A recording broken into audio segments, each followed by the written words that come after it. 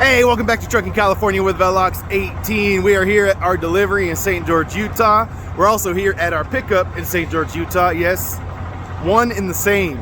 We are delivering and picking up from the same place. So it's kind of fun when that happens. Kind of exciting. Kind of well, it makes my day easy. Let's just put it like that. And because it's an easy day, I'm going to take time today to talk about the Truckers Convoy, the People's Convoy, why I'm not a part of it, and kind of the state of trucking, what's going on in trucking with these fuel prices, with these truck prices, and what we should do about it, and what the government should do about it, right? And all that other stuff that goes along with that. So I'm gonna compile my thoughts on what we're talking about and try and make it as succinct as possible, and we'll get into that a little bit later on. But first we gotta get over here and check in and try and make this delivery and this pickup all in one shot. So we'll see. I got a 10 a.m. appointment and a 1 p.m. appointment. 10 a.m. to deliver, 1 p.m. to pick up. So hopefully I can just back into the dog once and get everything done. Even if I have to wait a little bit, maybe wait till noon and then get everything done, we'll see. We'll see what they want to do. But I'm gonna go check in right now. It's about 10 a.m. so let's go. Oh yeah, roll the music. I almost forgot to roll the music. I can't believe I almost forgot to roll the music.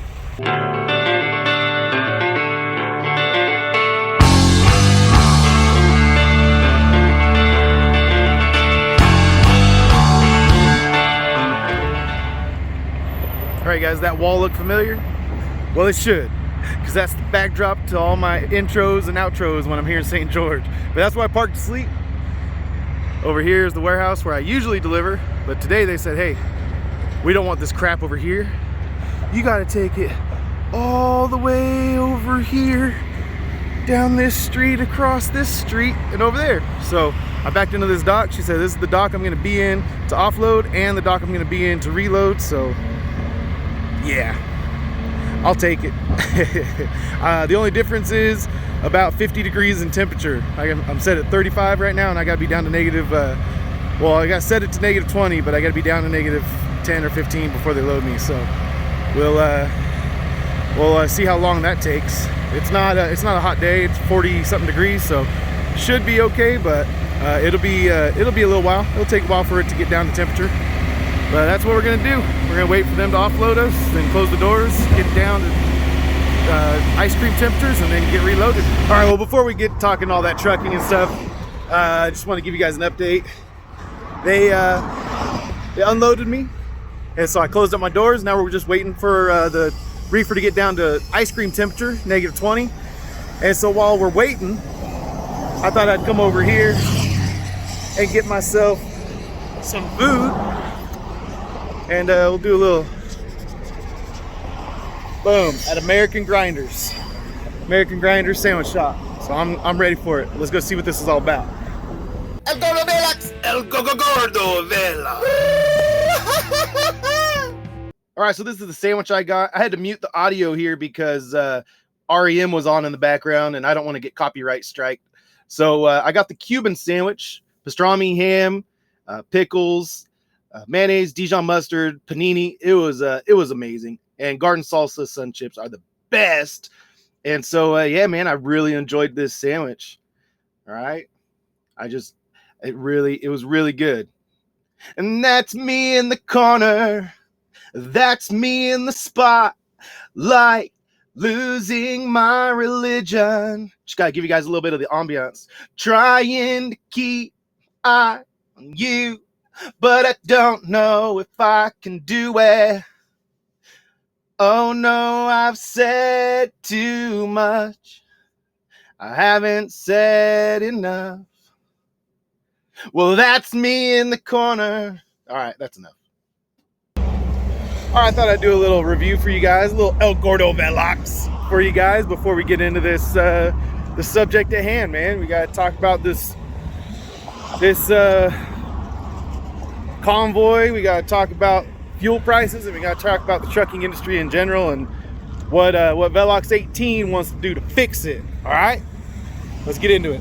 All right, it's time to talk about the subject at hand today.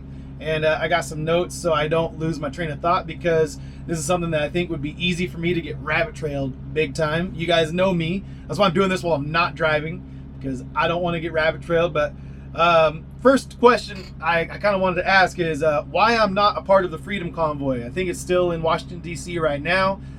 They moved out there. They went from California all the way across the country to D.C. And there's one simple reason that I'm not a part of that right now. And aside from like my family wanting to be home and not miss them and all that kind of stuff. But the main reason why is because I didn't know what they were fighting for.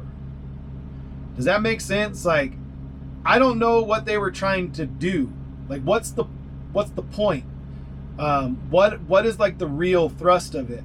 I understood the Canadian convoy because they were fighting against something very specific. They were fighting against the vaccine mandates, the passport mandates to cross the border into America and back into Canada. They had to have a vaccine in order to continue trucking internationally, across the border there. So I understood that. I get that. Now, I support that 100%. I think we should have freedom. I don't think that the government should mandate that we get a shot. I really don't. You can call me whatever you want to call me, and that's how I feel. But what is the American convoy like? What are they standing for? What's their mission? I don't know. Like, I heard different stories from different things and saw different memes and different, invitations online that all talked about different things. And so it kind of brought me to the point where I'm like, I have no clue what they're fighting for. And I want to be sure that I'm fighting for the right things. I don't want to fight, I don't want to like be a part of some convoy that accomplishes something that I don't want. Because that brings me to my second point. A lot of people want stuff in the trucking industry that I don't necessarily want. There's a lot of people that ask for regulation to come back into trucking. I don't want that. There's a lot of people that want the government to step in to trucking. They want the government to step into relationships with brokers and shippers. They want transparency from brokers. They want the government to step in and maybe even control things the way they did pre-1980 when the Motor Carrier Act was passed. Before, that was when deregulation happened. Before that, you had to be an established trucking company. You had to jump through all these red tape and regulatory hoops in order to apply to haul a certain type of shipment and all this kind of stuff. And they got rid of all of that, opening the door for one truck owner operators like me to hop on a load board and say, hey, you know what? I'm willing to haul that load for half of what one of these mega carriers will haul it for, and I'll still make a better living for my family than I would working for them. So I don't necessarily want to go back to those days, to the government. I mean, when is the government being in control of things like good? I mean, you could say like fire department, because they're usually city and county employees. That usually at the smaller government level, okay. All right, I'll give that to you. We got some smaller government employees that care about their community, that live typically in or near the communities that they're working in, sure. But big federal, it never is good for regular people when the federal government steps in and takes charge of anything. So I'm generally against that. Maybe my libertarian leanings are coming out right now, but that's kind of how I feel. Like, what the heck? Like, why do we want the federal government to step in and do anything? Like, I really believe that if and this goes to like the rates. Do we really want the federal government controlling rates or suggesting that they have some sort of like minimum rate? Like, I don't. Like, I'm a small business owner. I don't want to get, because I don't have the control in this situation at all. I don't have lobbyists in my pocket. I can't write the rules in my benefit. I just want there to be like a free and open market, and then I'll scuffle my way through it. Typically, small one truck owner operators can be more flexible, can be more agile with changing market conditions, can lower their overhead quite a bit and survive tough times. So I'm all for that. That's what I'm shooting for. Oh, hold on. I'm going to get loaded. Hold on one second. All right. So we got back into the dock. And so, yeah, I'm not big on asking the government to help anytime you ask the government to tiptoe into something, hey, can you just come in and maybe just help with this thing? The government doesn't know how to tiptoe. They just come stomping in and destroying everything in their path. So that brings me kind of to like my last and final point. Basically, you know, what would I stand for? If I'm not standing up for, you know, minimum freight rates, if I'm not standing up for broker transparency, if I'm not even fighting against vaccine because, well, I don't have a vaccine mandate on me, so there's nothing to fight against there. So if I'm not fighting any of that stuff, then what would I fight for? Where do I draw the line? Well, I'll be honest. Right now, with fuel prices the way they are, it's killing the trucking industry. And if you kill the trucking industry, you're gonna kill the American people, essentially, by destroying, you know, transportation industry, by cutting or increasing our costs as much as they've increased. You're just going to increase the cost of goods in this country, because eventually all of the freight rates will catch up to the fuel prices. That will happen, and then the price of goods will go up because the shipping prices will go up, and you know, manufacturers and retailers will adjust accordingly. That's just how it works all the time. The freight rates go up, or the fuel prices go up, or you know, if trucking costs more, if trucking is costing this much, then the price of goods goes up with it. It's just the way it goes. So, to me, the thing that I'd be fighting for right now is like, hey, how about let's not try to kill the oil industry with all of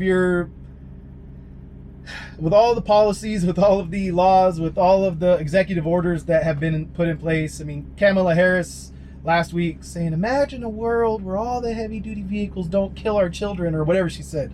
You know, just that's what I want to fight against. That's what I would stand up against. It's like, hey, you guys are trying to kill the oil industry. Ultimately, if you guys want to move away from oil, do it.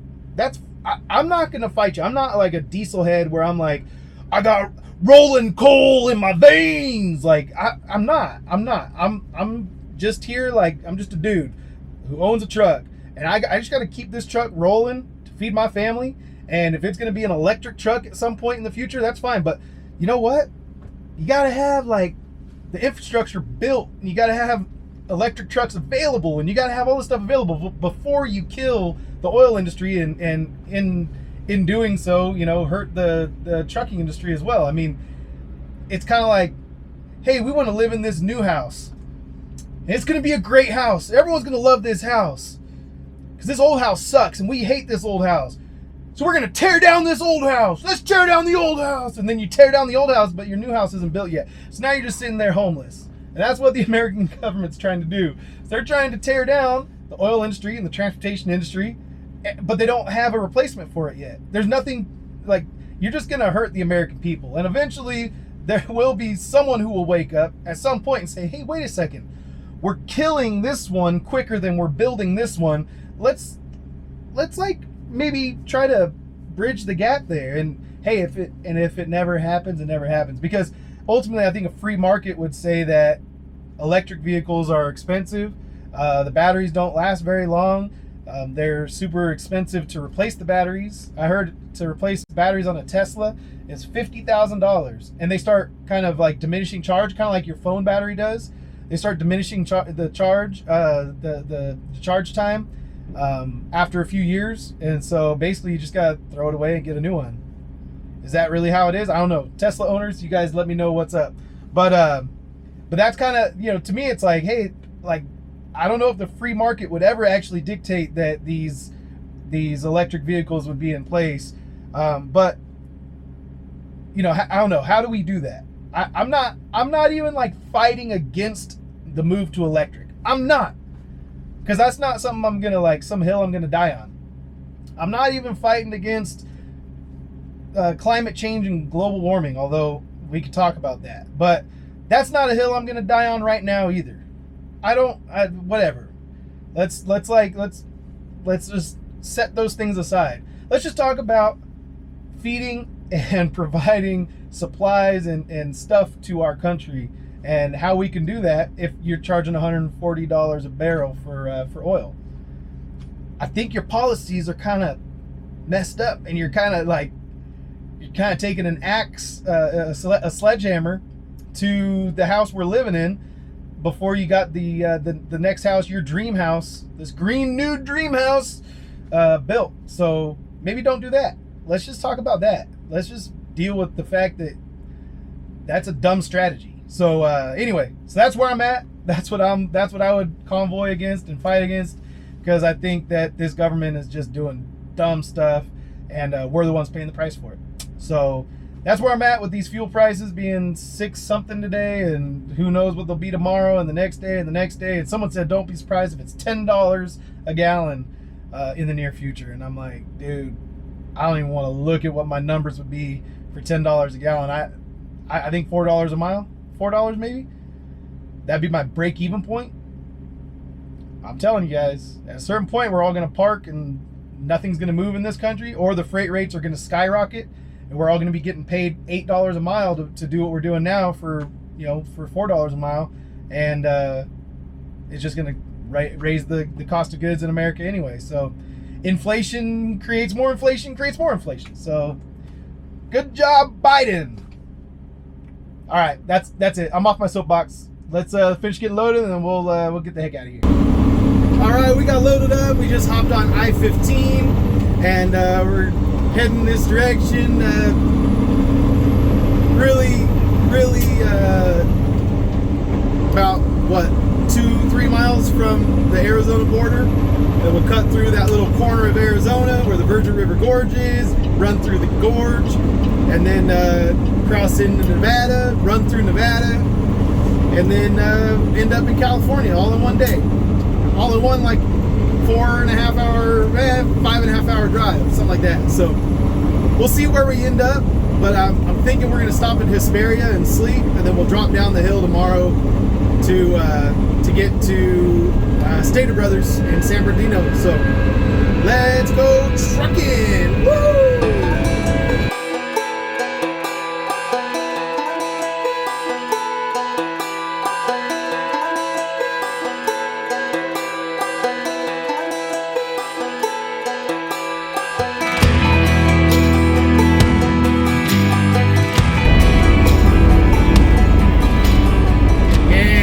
Virgin River Gorge never gets old, but I'm loving it. Ba-da-ba-ba-ba.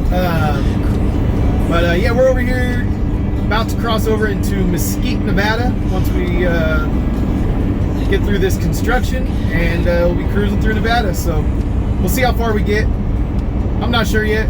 I'm still thinking through how I want to do tomorrow, because I got to do a sleeper berth split tomorrow. So I don't know. We'll see. I'll fill you guys in once I know. When I know, you'll know. All right. Let's. I'll catch up with you guys in a little bit. All right. I went ahead and stopped right over here, just in Mesquite, Nevada. I didn't even get very far, and I decided to stop and get some fuel. The fuel's a lot cheaper here than it is even over in Prim, Nevada, or Vegas. Decided, you know what, I'm gonna go in and take a shower. And I don't really know if I'm going to, I might just stay here and sleep. I got about 5 hours to drive. I don't have an appointment until noon tomorrow, so yeah, nothing wrong with just staying here. But it's about 3 o'clock. I put myself in line for a shower, and I'm just gonna take a shower and see how I feel. I might go trucking, but it's just, I like this place because there's room to park, and there's not, not dealing with all the crowding that you're dealing with anywhere. Vegas, back west towards or south towards LA, it's just all crowded. So this is way better. So that's kind of my thinking. I'd rather be out here, out here in the wide open spaces, man. So I'm gonna go in here and take a shower and see how I feel. Might get some fried chicken too. You never know. Since my tummy's feeling better, I gotta wreck it with some fried chicken. Let's go. All right.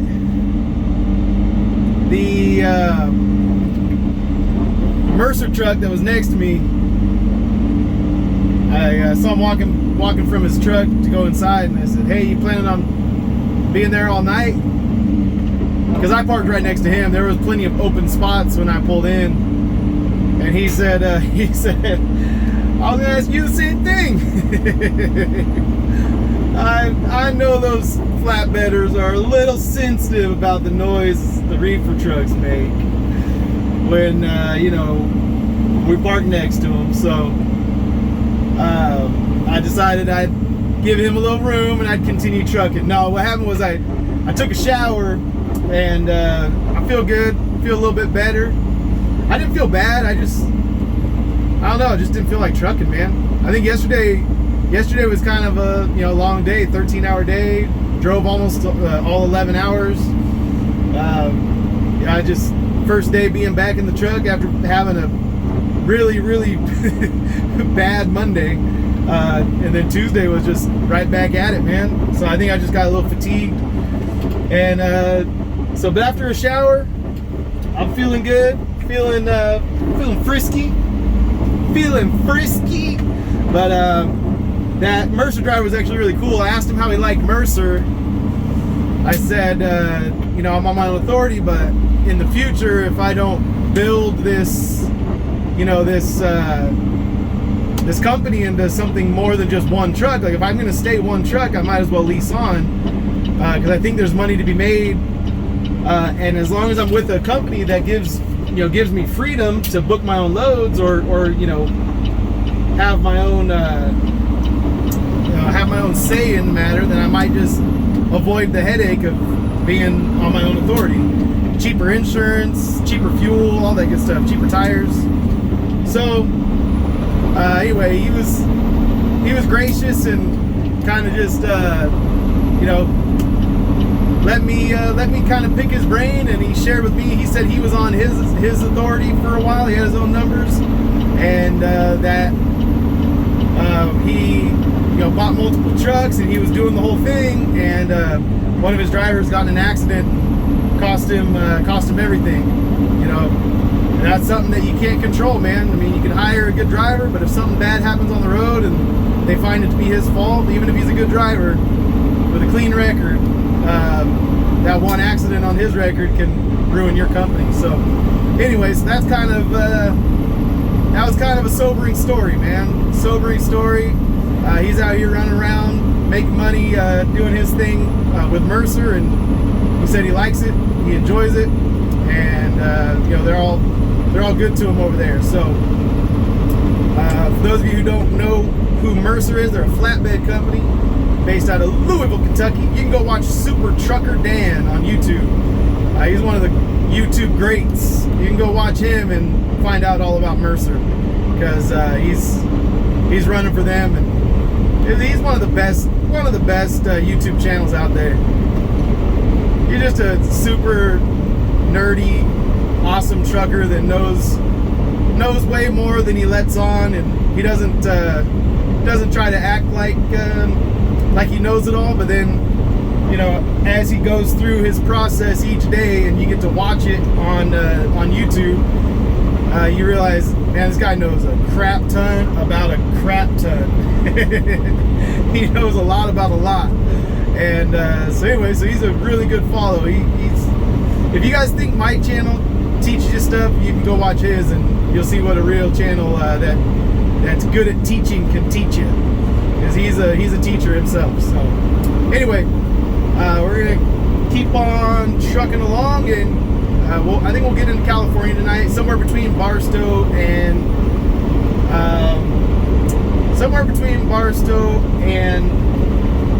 what's up there, Victorville. Well, Hesperia, that's the word I was thinking of, Hesperia. But how about those clouds? Sun behind it, it's kind of cool looking. Anyway, all right, I will catch up with you guys in a little while. All right, the sun going down behind those mountains. We're driving by Whiskey Pete's, good old Whiskey Pete's in Prim, Nevada, state line, and just trucking right along. Kind of just wanted to get one more little cut of video here before the sun went down. I don't really have anything else to say. I'm just chugging along. I don't know where I'm going to stop yet. Somewhere between Barstow and Hesperia, but haven't figured that out. I almost stopped back there in Jean and just called it a night, but then I was like, I'll keep driving. I'm not tired yet. Yeah, I'm just gonna keep on trucking, guys. Keep on trucking. But we're coming up to the agricultural inspection and the scales, so my camera's gonna freak out because it doesn't like it. My drive-wise kicks everything else off. It just overtakes everything and tells me if I get if a scale's coming up. So it cancels my camera out. So that's gonna pop up right now and in this little session of recording. But yeah, I'll catch up with you guys in the darkness when we get to wherever we get to. Wherever we stop, that'll be next.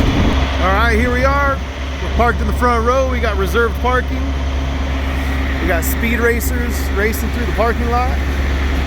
I'm on the end spot, but it's not a real end spot. Look at, we got these spots that they're using for storage. And they've got this little triangle area.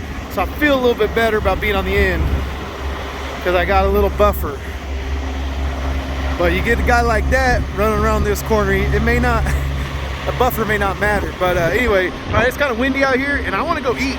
I think it's time to do another El Gordo Velox. It's 2-for-1 coupon time. You guys get 2 El Gordo Veloxes in one day. What?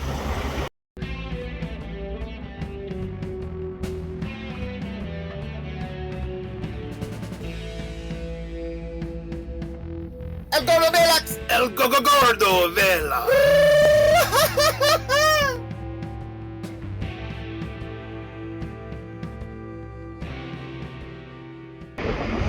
All right, so we are in Barstow, and man, I got too many options. We got Panera Bread right across the street. That's good. We got Cane's Chicken over here. We've got Denny's, but who wants Denny's? Come on. There's a BK across the street. There's a Chipotle right there. And then down the street, we got Panda, we got In-N-Out, we got a Fat Burger, we got Jersey Mike's subs. I honestly don't know what I want. This is one of those things. I've never had Cane's, so I'm kind of leaning. And you guys heard how I talked about that fried chicken earlier. Man, this wind is blowing pretty good. But you heard how I was talking about that fried chicken earlier. You guys know I got a little soft spot in my heart for fried chicken. But Chipotle sounds good. In-N-Out sounds good. It all sounds good. This sucks. All right, so once again, there was music on in the background. Actually, it wasn't even in the background. It was in the foreground. They were blasting music and Raising Cane's. I didn't realize, I mean, they had disco balls. Like, it's like a party spot. I didn't know I was going to Club Raising Cane's. Yeah, so Raising Cane's wasn't my favorite. You know, just plain, I don't know. Maybe it'd be good. I like it. Kind of hurt my mouth. Like, it's really crunchy chicken, which is good. Like, it was freshly cooked, which is fine. Fried chicken, freshly cooked, but it's like that crunchy chicken, like really crunchy, like outside, and kind of hurts my mouth. I got tweaker teeth though, so maybe if you don't have tweaker teeth like me, I'm sorry. I shouldn't say stuff like that. I've never done drugs, but I do have bad teeth because I drank a lot of soda back in the day, and just some poor dental decisions. All right, that's poor dental decisions all over the place. Man, people are driving like idiots right now. Such just scumbags driving around like maniacs through the truck stop. They're all racing to find the next open spot. That's why I paid for parking, man. I don't care. I'm right here next to the dang thing. I don't even, $15. I spent $15 on a kid's meal at Raising Cane's. That's what I felt like. Felt like I was eating kids' food, man. But anyway, all right. We trucked it from St. George, Utah to Barstow. We've got about an hour and a half tomorrow. Actually, I haven't checked it, but it's not very long. We got tomorrow, about an hour and a half, I think. That's my guess. to get down the hill to Stater Brothers in San Bernardino. But we don't got to be there till noon, so I'm gonna just call it a night. It's 8:30. No, it's 9:30. My bad, 9:30. So I'm gonna go to bed. I don't gotta wake up till like 8:30. Probably go in and take a shower, like have like a normal morning. I don't know. I think that's what I'm gonna do. But that's for tomorrow's video. That doesn't have to do with right now. Right now, all we gotta do is just end the video. Love you guys. Peace out. See you on the next load.